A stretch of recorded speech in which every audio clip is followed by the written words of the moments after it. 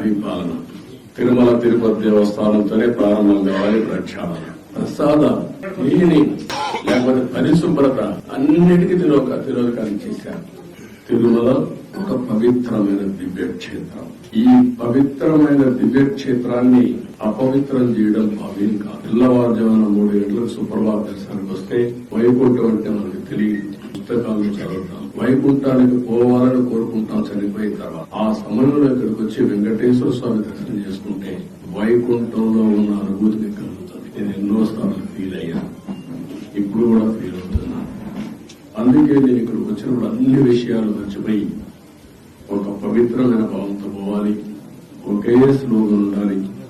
7 కొండల వాడ వెంకటరమణ గోవింద గోవింద తప్ప, ఓం నమో వెంకటేశాయ తప్ప వేరే స్లోగనే ఉండకూడదు, వేరే వ్యక్తి జ్ఞాపకం రాకూడదు. ఆ పేరుతోనే మొత్తం ప్రక్షాళన చేస్తాం.